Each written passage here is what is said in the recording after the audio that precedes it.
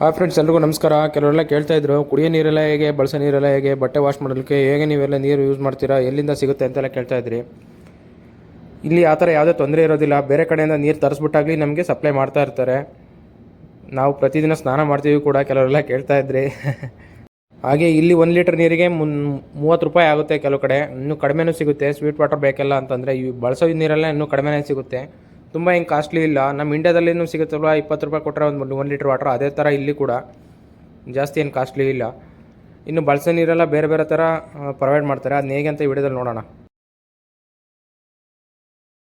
ಇದಕ್ಕೆಲ್ಲ ನೀರೆಲ್ಲ ಎಲ್ಲಿಂದ ಬರುತ್ತಪ್ಪ ಅಂತ ಹೇಳಿದ್ರೆ ಬೇರೆ ಕಡೆಯಿಂದ ತರಿಸ್ತಾರೆ.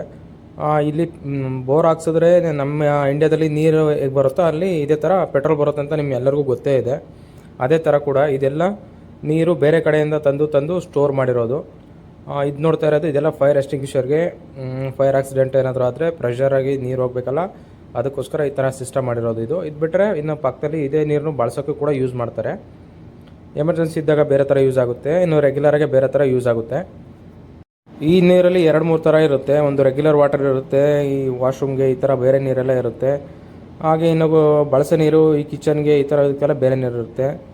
ಇಲ್ಲೆಲ್ಲ ಈ ಥರ ಟ್ಯಾಂಕರಲ್ಲಿ ನೀರು ಬರ್ತಾ ಇರುತ್ತೆ, ಸಪ್ಲೈ ಆಗ್ತಾ ಇರುತ್ತೆ. ನಿಮಗೆ ಎಷ್ಟು ರಿಕ್ವೈರ್ಮೆಂಟ್ ಇದೆಯೋ ಅದಕ್ಕೆ ತಕ್ಕನಾಗೆ ನೀರನ್ನ ತಂದು ಹಾಕ್ತಾ ಇರ್ತಾರೆ. ದಿನಕ್ಕೆ ಕಡಿಮೆ ಅಂದ್ರೂ ಈ ಥರ ಟ್ಯಾಂಕರ್ 10ರಿಂದ 15 ನೀರು ಟ್ಯಾಂಕರ್ ಬರ್ತಾ ಇರುತ್ತೆ ಒಂದು ದಿನಕ್ಕೆ. ಈ ಥರ ಟ್ಯಾಂಕರ್ಗೆಲ್ಲ ರೇಟ್ ಬಂದುಬಿಟ್ಟು 1000 ರೂಪಾಯಿಂದ ಸ್ಟಾರ್ಟ್ ಆಗುತ್ತೆ ಅಂತ ಹೇಳ್ತಾರೆ.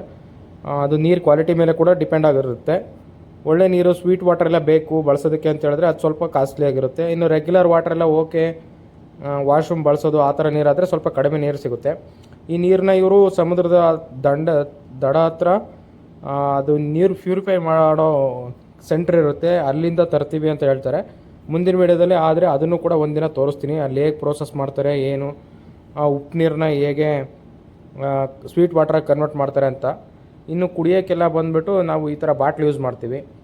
ಈ ಥರ ಚಿಕ್ಕ ಬಾಟ್ಲು. ಇಲ್ಲ ಬೇಡ ನಮಗೆ ದೊಡ್ಡ ಬಾಟ್ಲು ಬೇಕು ಅಂತ ಹೇಳಿದ್ರೆ ಈ ಥರ 20 ಲೀಟ್ರ್ ಕ್ಯಾನ್ ಕೂಡ ಇರುತ್ತೆ.